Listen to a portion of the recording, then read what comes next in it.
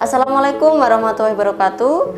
Hai sobat semua, kembali bersama kami dalam Infus, informasi untuk sehat dari Promosi Kesehatan Rumah Sakit Umum Daerah Tugurejo Provinsi Jawa Tengah.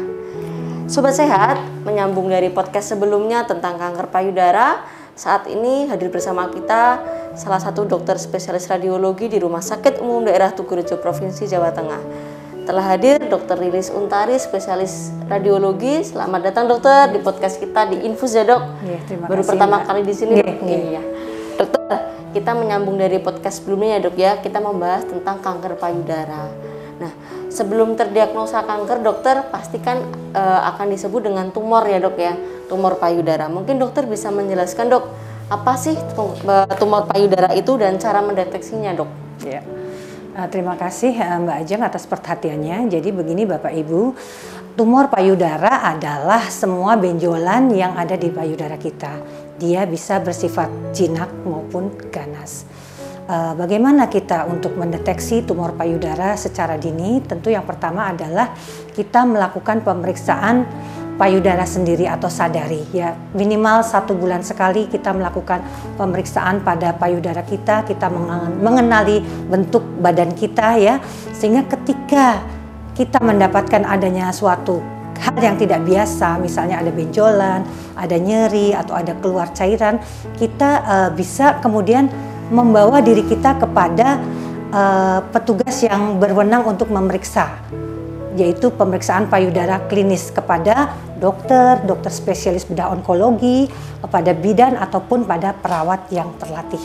Nanti dari mereka akan melakukan pemeriksaan terhadap payudara kita, benarkah ada benjolan dan sebagainya. Mereka biasanya akan merujuk pasien kepada kami di bagian radiologi untuk melakukan pemeriksaan. Seperti itu Mbak Ajeng.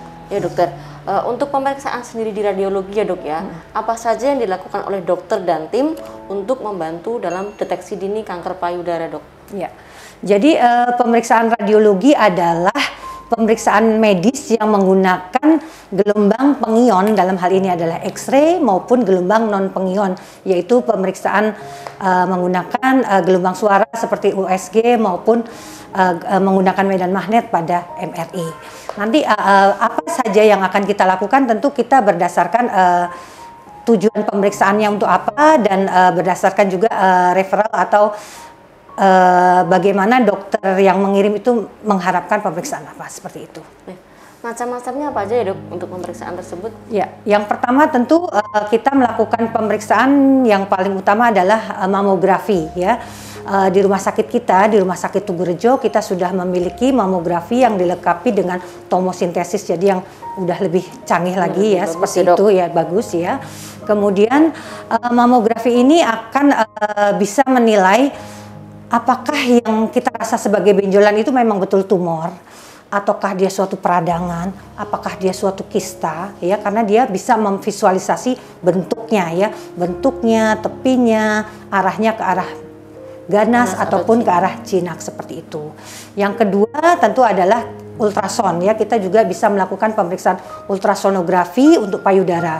Rumah sakit kita juga sudah memiliki ultrason dan mamogram ini. Jadi dengan ultrason kita juga bisa melihat struktur, bentuk maupun jenisnya, apakah arahnya ke arah jinak maupun ganas, tetapi masing-masing tentu ada kelemahan dan kekurangannya sendiri-sendiri. Yang ketiga adalah MRI payudara. MRI payudara tentu akan bisa menampilkan lebih detail kondisi jaringan lunak payudara kita ya, juga bisa juga untuk memperlihat apakah ada perluasan kemana-kemana, seperti itu Mbak Ajeng. Ya dokter, untuk mamografi sendiri ya dok ya, kapan sih kita harus melakukan mamografi dokter? Oh ya, jadi sebaiknya wanita yang sudah dewasa ya, paling tidak umur 40 tahun ke atas ya, itu melakukan pemeriksaan mamografi 1 tahun sekali ya, minimal 1 tahun sekali untuk melakukan pemeriksaan mamografi. Tetapi mamografi ini bisa juga dilakukan pada pasien yang mungkin belum memberikan gejala ya, namanya screening ya, itu untuk mendeteksi apa ada tumor atau tidak ya, seperti itu. Kemudian pemeriksaan mamografi ini juga penting dilakukan pada wanita tentu saja yang mempunyai gejala ya, untuk memastikan jenis tumornya, ini jenis tumor apa dan seperti itu. Ya dok, tadi kan dokter menyampaikan wanita dewasa di atas 40 tahun.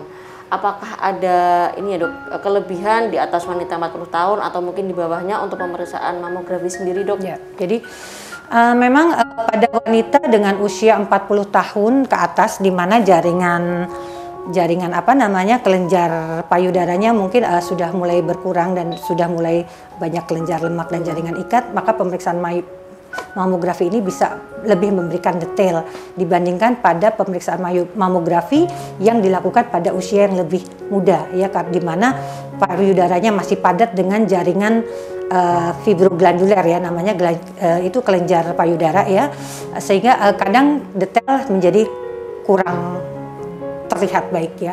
Maka pilihan berikutnya adalah untuk orang yang lebih muda adalah MRI atau ultrason ya. MRI sangat baik memberikan detail pada usia berapapun ya, dan tetapi kelemahannya MRI itu tidak semua rumah sakit memiliki MRI ya, kemudian harganya mahal ya. Tetapi kalau untuk ultrason, ini kelebihan ultrason itu semua rumah sakit hampir semuanya memiliki alat ini, dan kemudian dia harganya murah jauh dibandingkan MRI ya, harganya sangat murah. Dia hampir semua tempat kita bisa mendapatkan ultrason ya, sehingga kita juga bisa melihat detail adanya tumor pada usia-usia yang lebih rendah. Tetapi ada kelemahan ultrason, dia adalah operator depending ya. Jadi tergantung bagaimana operator itu melakukan pemeriksaan seperti itu. Tetapi lain-lainnya ultrason tentu memberikan hasil yang sangat baik. Tetapi harus diingat, mereka tidak saling untuk menggantikan, tetapi mereka dilakukan pemeriksaan untuk saling melengkapi ya, seperti itu. Nah, dokter, untuk prosedur pemeriksaannya apakah perlu persiapan dahulu dokter? Mungkin jika pasien di ruang rawat inap kan bisa dipersiapkan di ruangan nih dok. Cuma kalau pasien dari poli ataupun mungkin sudah dijadwalkan untuk pemeriksaan, apakah ada persiapan khusus gitu loh dok untuk mempersiapkan pemeriksaan ini? Untuk mamografi saya kira tidak ada persiapan khusus ya, untuk tidak perlu puasa ya. Yang penting pasien mempersiapkan diri untuk dilakukan pemeriksaan ya. Sedangkan untuk ultrason sebaiknya ketika dilakukan pemeriksaan tidak menggunakan skincare untuk payudara atau oles-oles, bedak dan sebagainya, mungkin bisa mengganggu pemeriksaan. Tapi pasien juga tidak perlu puasa ya, seperti itu. MRI jika menggunakan kontras tentu harus puasa 4-5 jam ya. Tetapi bila tidak menggunakan kontras tidak perlu puasa. Tetapi pada umumnya untuk MRI payudara kita menggunakan kontras. Ya dokter. Dari masing-masing pemeriksaan ini apakah ada efek samping dokter untuk pasien sendiri dok? Ya, kalau untuk efek samping ya saya kira kita bekerja di radiologi itu berusaha untuk bekerja dengan secara aman ya. Berarti walaupun mamografi menggunakan X-ray sebagai alat pemeriksaan, tetapi tentu kita dalam memeriksa pasien sudah memperhitungkan berapa dosis X-ray ini yang masih bisa diterima oleh pasien yang tidak menimbulkan bahaya. Tapi tentu saja tetap ada risiko ya, terutama pada ibu hamil ya. Kita harus berhati-hati, tidak boleh sembarangan menggunakan X-ray seperti itu. Untuk ultrason saya kira hampir tidak ada resikonya ya, hampir tidak ada efek sampingnya ya. Benar-benar ini alat yang sangat sederhana dan bebas risiko ya. Sangat jarang orang ada risiko lah, hampir tidak ada ya. Kalaupun ada, itu pun sangat jarang, mungkin ada alergi terhadap jeli yang digunakan untuk pemeriksaan, tapi itu sangat jarang. Biasanya hampir tidak pernah ada risiko ya. MRI menggunakan medan magnet, dia mungkin tidak seberisiko yang menggunakan X-ray ya. Tetapi MRI ini karena mahal ya, tidak semua rumah sakit punya ya, mungkin ada pasien-pasien tertentu tidak bisa menggunakan MRI ya, sehingga mungkin pilihannya mungkin untuk melengkapi mamografi mungkin ultrason sebagai pilihan seperti itu. Dokter, tadi kan dokter menyampaikan bahwa ketiganya ini tidak bisa menggantikannya dok, tapi saling melengkapi ya. Bahkan kalau tiga-tiganya dilakukan akan lebih baik. Nah, untuk melakukan pemeriksaan ini apakah perlu rekomendasi dari dokter klinisi atau mungkin perlu pengantar atau bisa datang pribadi dokter? Misal seseorang sudah menyadari bahwa ada benjolan yang abnormal ya dok, yang tidak normal di tubuhnya, di payudara, terus tiba-tiba sebelum saya periksa ke dokter klinis gitu, saya pengen USG dulu, pengen mamografi dulu gitu, apakah bisa secara pribadi dok, secara langsung? Jadi pemeriksaan radiologi utamanya di Rumah Sakit Tugurejo ya, sebaiknya memang pasien datang dulu ke klinisi ya untuk memastikan apakah yang menjadi keluhannya ini memang ada bermasalah tertentu ya, sehingga dokter klinisi atau seperti misalnya dokter umum atau dokter spesialis bedah onkologi bisa mengarahkan pemeriksaan apa bagi pasien ini yang lebih cocok untuk pasien, segitu, seperti itu. Jadi tidak ada kesalahan, apalagi kalau menggunakan BPJS ya. Iya. Kalau menggunakan BPJS tentu kita harus rujukan berjenjang sesuai dengan perintah dokter ya, perintah yang merujuk ya. Iya. Dokter, untuk pemeriksaan ketiga ini ya dok, butuh berapa lama sih bisa diketahui hasilnya dokter dari mamografi, USG maupun MRI? Pemeriksaan mamografi rata-rata kita membutuhkan waktu 30 menit untuk pemeriksaannya ya. Kemudian baru dokter setelah ada hasil foto, dokter akan mengevaluasi hasil foto itu, akan membaca apakah memang ada benjolan, apakah ada pertumbuhan kelenjar getah bening dan sebagainya ya. Itu membutuhkan waktu untuk membaca. Sedangkan untuk ultrason itu bisa dikerjakan lebih cepat, mungkin antara 15 menit sampai 30 menit tergantung kesulitan di lapangan ya. Tetapi rata-rata antara 15 menit sampai 30 menit pemeriksaan sudah selesai dilakukan, dan kemudian dokter langsung bisa memberikan ekspertisinya dan hasil bisa diserahkan pada pasien. Untuk MRI, saya kira untuk MRI ini yang paling lama ya pemeriksaannya ya, dibandingkan ketiganya, seperti itu. Iya dokter, mungkin sobat sehat di rumah ada yang bertanya ya, misalnya sudah dilakukan MRI, mamografi atau USG itu untuk hasil bacaannya disampaikan oleh dokter sendiri atau mungkin dari dokter klinisi yang merekomendasikan dok? Biasanya kami membuat setelah hasil foto ada, kemudian USG sudah di print dan sudah dilakukan pemeriksaan semua, dokter radiologi mengevaluasi dari gambar yang ada ya. Kemudian dia akan memberikan ekspertisinya secara tertulis yang ditujukan kepada dokter pengirim, sehingga nanti yang menjelaskan tentu adalah dokter pengirim yang memang memiliki pasien tersebut. Oh iya dokter. Dokter, ini pertanyaan terakhir ya dok. Apakah ada kriteria khusus dok dalam pemilihan pemeriksaan radiologi dalam mendeteksi kanker payudara bagi wanita ya dok, khususnya ya dok? Jadi begini, kriteria khusus sebenarnya gini. Jadi untuk pemeriksaan mamografi itu bisa dilakukan untuk satu, tujuannya screening. Screening itu adalah pemeriksaan ketika gejala itu belum tumbuh, belum terlihat. Tetapi kita aku mau tahu apakah di tubuhku itu ada misalnya untuk screening ya, untuk apakah ada tumor yang kecil atau apa ya. Yang kedua adalah untuk diagnostik.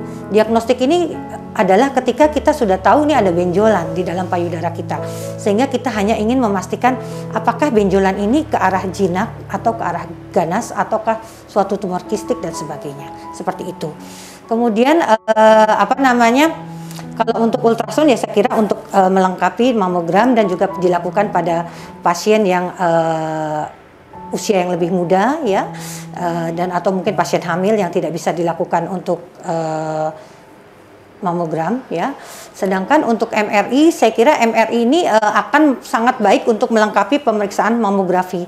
Jadi pada pasien-pasien dengan risiko tinggi ya, misalnya dia ada secara genetik, dia memang ada riwayat keluarga yang memiliki kanker payudara ya, kemudian memang sudah dilakukan pemeriksaan dan pasien itu memiliki hasil adanya mutasi gen dari breast cancer ya, seperti itu gitu ya, ya. Jadi ada mutasi gen ya, itu adalah pasien-pasien dengan risiko tinggi, maka pemeriksaan mamografi dengan MRI tentu sangat-sangat dianjurkan untuk memberikan hasil pemeriksaan yang sangat akurat, seperti itu.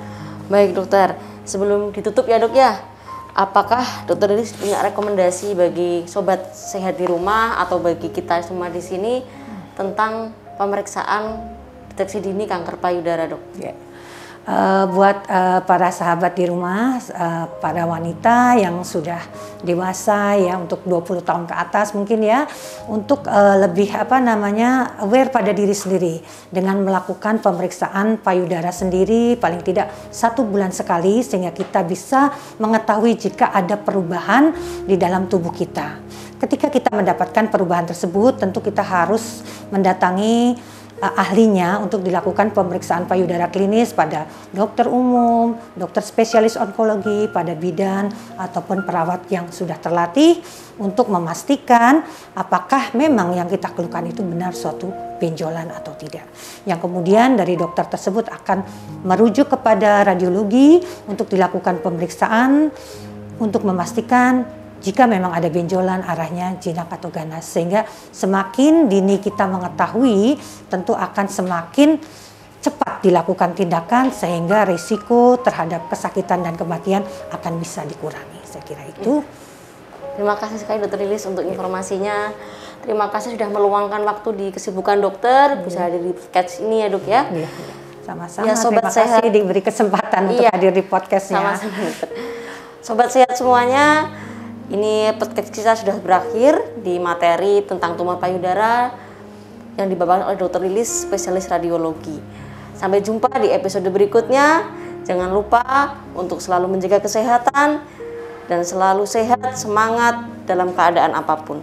Terima kasih, mohon maaf jika ada salah kata. Wassalamualaikum warahmatullahi wabarakatuh. Salam sehat dan bye-bye.